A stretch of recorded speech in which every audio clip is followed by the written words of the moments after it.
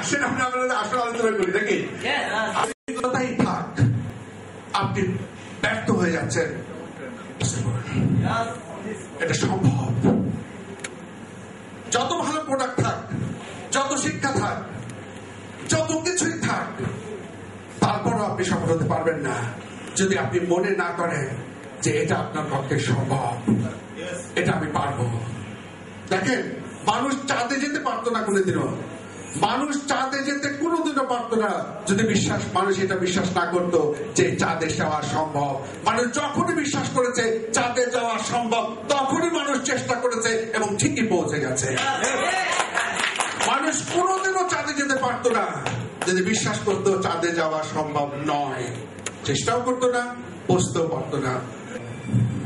দেখেন, 1953 এপ্রিল মাসের আগ পর্যন্ত 1000 বছর থেকে মানুষ চেষ্টা করেছে যে কিভাবে 1 মাইল পথ কত কম সময়ের মধ্যে অতিক্রম করা যায়, কিন্তু লক্ষ বছর, 1000 বছর, 100 বছর চেষ্টা করেও মানুষ 4 মিনিটের কমে এই পথটা অতিক্রম করতে পারে নাই।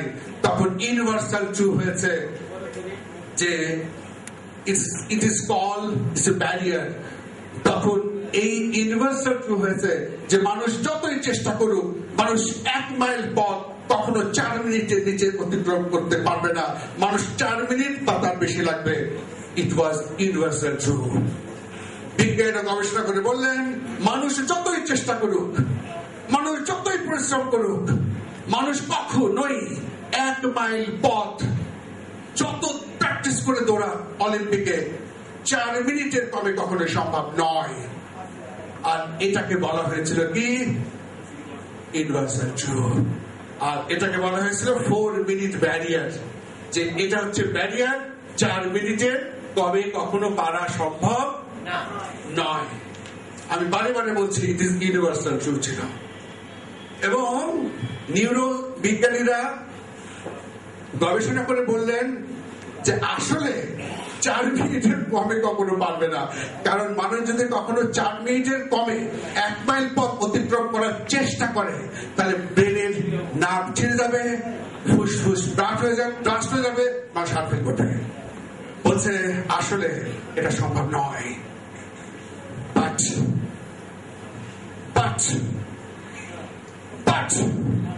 1953 এপ্রিল মাসে রজার ভ্যানিস ওই 4 মিনিটের কম সময়ের মধ্যে ওই 1 মাইল পথ অতিক্রম করে সারা পৃথিবীর মানুষকে চমকে দিলেন। মানুষের বিলিফ সিস্টেমই বদলে গেল, মানুষ চমকে গেল, এটা কি করে সম্ভব? It is impossible. কিন্তু রজার ভ্যানিস প্রমাণ করলেন যে মানুষের পক্ষে এটা সম্ভব। নিউরোবিজ্ঞানীরা বললেন ইট ইজ ইম্পসিবল। কিন্তু রজার ভ্যানিস 1953 এপ্রিল মাসে এই ইউনিভার্সাল ট্রুথে অতি বিশ্বাসকে ভেঙে দিলেন। আপনি শুনলে আশ্চর্য হবেন, ওই এপ্রিল থেকে ডিসেম্বর ওই বছরে আরো 13 জন মানুষ ওই রেকর্ড ব্রেক করেছিলেন, এবং পরের বছর 30 জন, এবং এই 2013 সালের মধ্যে সারা পৃথিবীতে 20,000-এর বেশি মানুষ ওই রেকর্ড ব্রেক করেছে, এমনকি স্কুলের বালক পর্যন্ত। What is that? What is the difference? এটা কি করে হলো? How it is possible?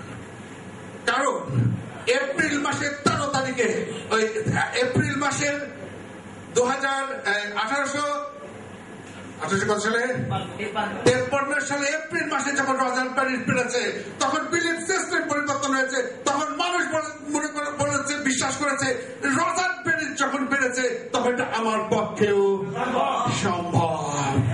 It is possible.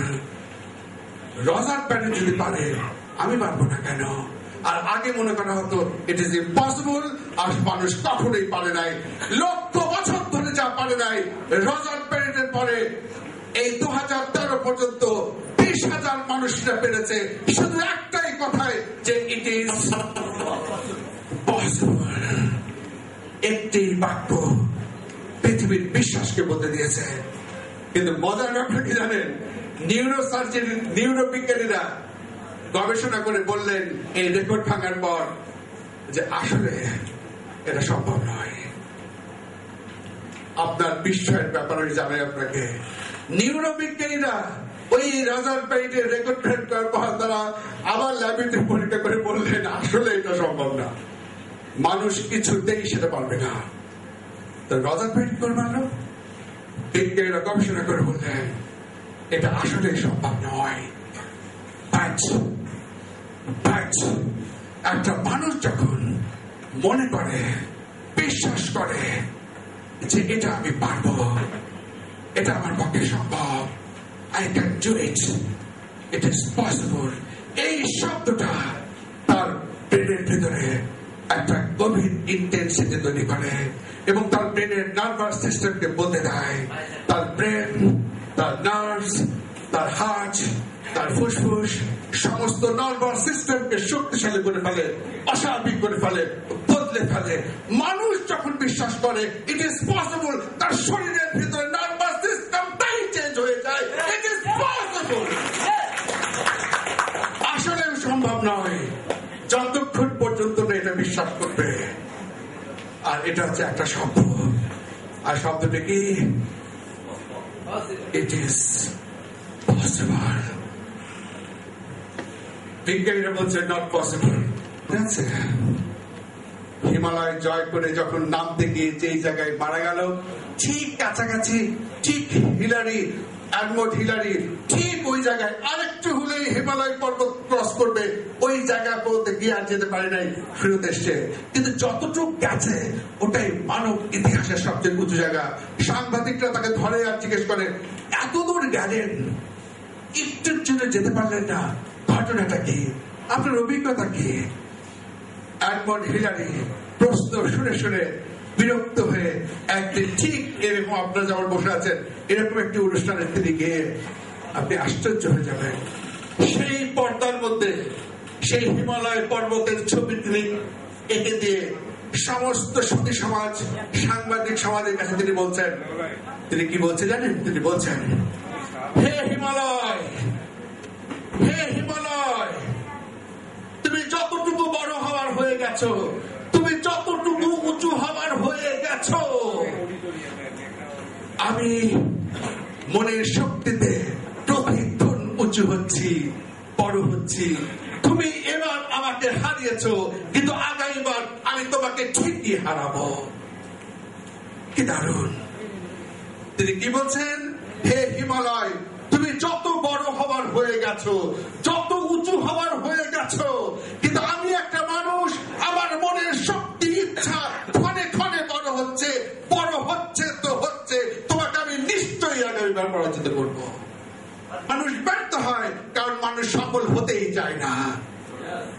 বিজ্ঞানীরা বলেন মানুষ যে ব্যর্থ হয় এটা মানুষের অযোগ্যতা নয়, মানুষ যে ব্যর্থ হয় তার কারণ মানুষ সফল হতেই চায় না। মানুষ সফল হতেই চায় না। তাহলে সফল হওয়ার উপায় কি? আপনার নেক্সট লাইনে যদি দেখি, দেখেন, মনে রাখতে হবে ইউ আর নট ভিকটিম। বিজ্ঞানীরা বলেন ইউ আর নট ভিকটিম। আপনি পরাজিত হওয়ার জন্য জন্মাননি, আপনি ব্যর্থ হওয়ার জন্য জন্মাননি, আপনি হেরে যাওয়ার জন্য জন্মাননি। আপনি জন্মেছেন সফল হওয়ার জন্য, বিজয় হওয়ার জন্য, ভিক্টর হওয়ার জন্য। You are not victim, you R